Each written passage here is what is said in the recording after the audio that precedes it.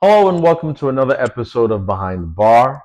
I'm your host, Timmy Tayo, and we've just witnessed Manchester United beat Rangers in the Europa League at Old Trafford 2-1.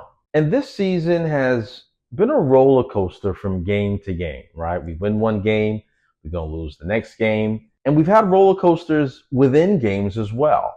And today was one of those topsy turvy rides of a game. The first half, we had a set piece goal. To my surprise, can't remember the last time United has scored a set piece goal with a great corner from Ahmad, headed in by Matthias de Ligt, which was unfortunately ruled out for what was deemed a foul against Lenny Euro. And for me, that was as soft as it gets.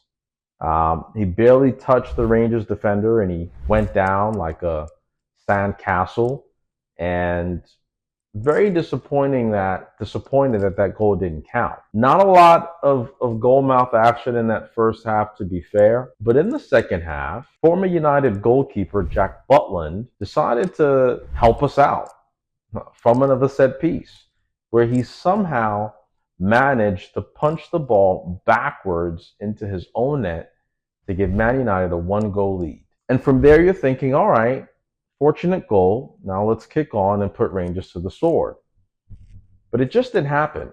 As a matter of fact, Rangers ended up equalizing in the 88th minute with a wonderful struck volley that beat Altay Bayındır and gave him no chance. And at that point, I'm thinking the worst. Like, oh, here we go again. Another lead cut short. We're about to drop points in the Europa League with one game to go. And we desperately needed the 3 points to get automatic qualification to the knockout, which will mean avoiding 2 extra games, which we desperately need for Amorim to have time on the training pitch with these players. And up stepped captain Bruno Fernandes with a wonderful assist from Licha, the butcher, Lissandro Martinez, with Bruno coming at the back stick with a beautiful finish and getting all 3 points for Man United at home. And just looking at the player ratings of how the team performed from an individual standpoint, very, very happy to see Altay Bayındır get the start with Onana dropped to the bench after his howler against Brighton last Sunday. And safe to say that Altay had an uneventful game, which is always good as a keeper. He was called into action a couple times. I remember in the first half, a shot that deflected off Martinez, where he had to get down quickly, load to his right, and made a good save. He was very commanding of his box today, met some balls at the highest point from set pieces, and his distribution was a lot better today. So I'm going to give him a 6.5. Couldn't really do anything about the goal. Like I said, it was a beautiful struck volley, a wonderful finish, but he gets a 6.5. Good game, good saves, and he's really putting Onana under pressure now. I think Onana really has to fight to get the shirt back because I don't think he's an automatic starter anymore with the number of mistakes that he's made throughout the season. And of course, with Altay's heroics in the FA Cup and then a solid display again today, I think Amorim certainly has a decision to make against Fulham on Sunday, whether he reverts back to Onana or decides to give Altay another chance. The defense today was relatively solid, didn't give up too many chances, starting with, of course, the rock at the back, the butcher, Lissandro Martinez. I think we missed him sorely against Brighton. He's the one defender, well, he's our best passing defender. He's the one that can break the lines with his passes, the one that can progress the ball forward and start attacks. And we saw that with that brilliant assist, like I said earlier. But I think he just gives the team a certain level of confidence on the ball in the build-up play. For me, he gets a 7.5 today. Very solid display, capped off with a brilliant assist. And hopefully he can stay fit for the rest of the season because when he plays, I think that defense is just a lot more assured, like I said. So 7.5 for Lissandro Martinez today. Delit had a good game as well. Was very unfortunate to have his goal disallowed in the first half. And he came off with an apparent injury in the second half. Hopefully, it's nothing too serious because I think defensively, we certainly need him for the rest of the season. He gets a 6.5 for me. Solid display. On the right-hand side of the three-man defense was Lenny Euro, and a much improved display from Lenny Euro today, especially after the rinsing he got from Sulemana against Southampton. Today was a much better display. Held his line very well with that high line today. Good with his distribution and played well. So he gets a 6.5, much improved performance. He was substituted on the 52nd minute, I believe it was. Hopefully no injuries. I did see a ice pack on his knee on the bench. So hopefully nothing serious. But 6.5 for Lenny Euro today. The wing backs. Today we played with Amad Diallo on the right wing back position. Wasn't his best game today.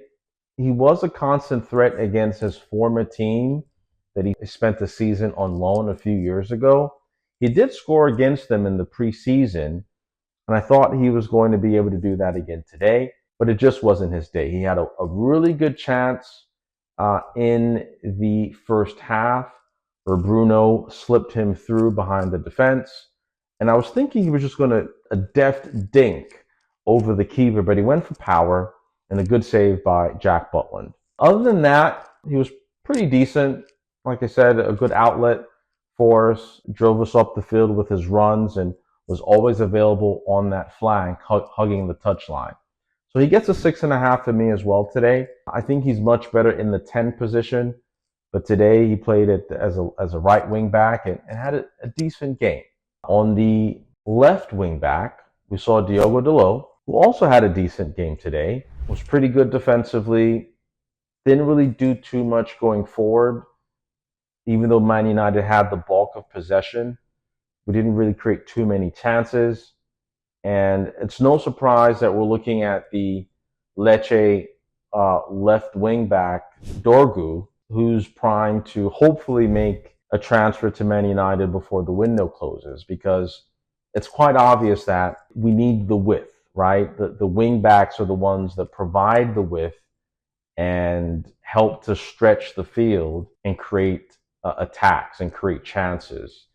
And with Amorim typically playing two defenders at wing backs, I think that really affects the creativity, which is why we're not seeing the team create too many chances in the final third. But Diogo Dalot gets a 6 for me today. Like I said, didn't really do too much, and hopefully we can get some reinforcement on that in that position. In the pivots, we saw Bruno in a withdrawn role today alongside Toby Collier. And it was great to see Toby Collier get his first start of the season. I mentioned a few weeks ago that he's been knocking on the door, making several substitute appearances, and today he had a good performance. He did have one not so great moment in the first half where he miscontrolled the ball, which basically created a chance for Rangers that Binder was able to save. Outside of that, he was very solid. His athleticism allows him to get up and down the pitch. He's good and secure in his passing. Even though he's not as adventurous with his passing, he doesn't give the ball away.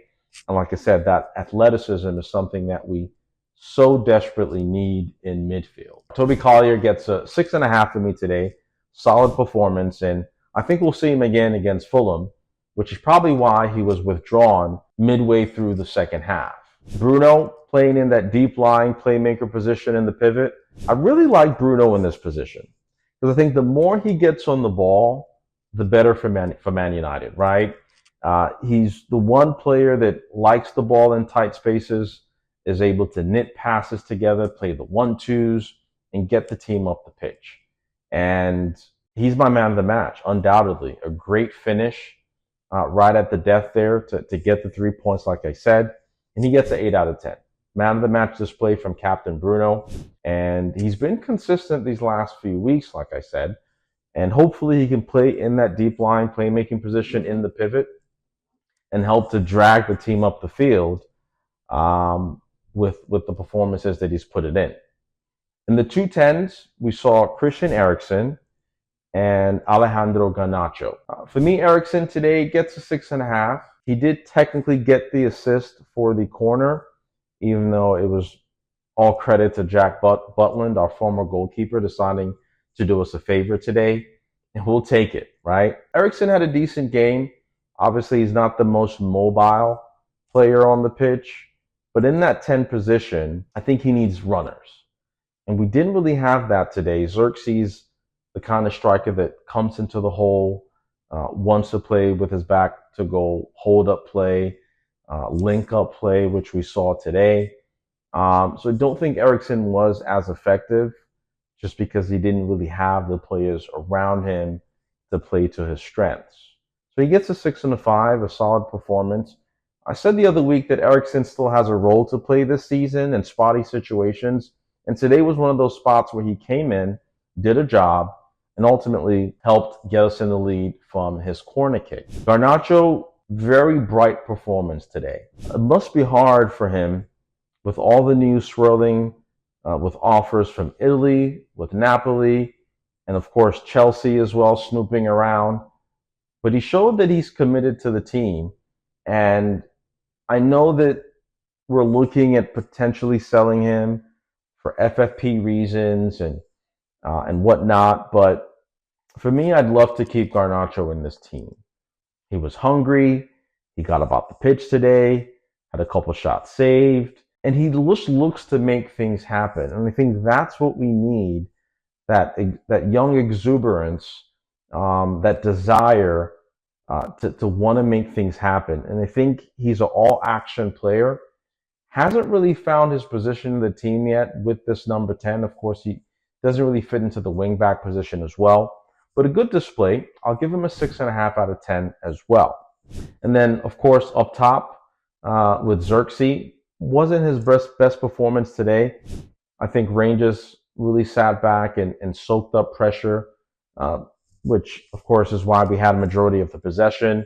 He had one chance that was blocked in the first half that was going to be on target. But outside of that, I don't really recall too many chances for Xerxes today. And I think the team and our strikers are struggling due to just the lack of creativity, right? Especially in the wing-back positions where in Amorim's team in sports in Lisbon, he really played with traditional wingers,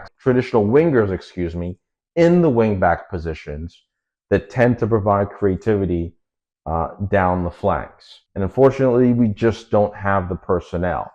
And I think that's part of the reason why our strikers are struggling. As far as the substitutes, of course, Harry Maguire came on in halftime for De Ligt. I think he gets a 6.5. He was beat by that long ball over the top for Rangers, a goal in the 88th minute. Should have done better with that. Of course, he was beat for pace as well. And we know that's not his strength.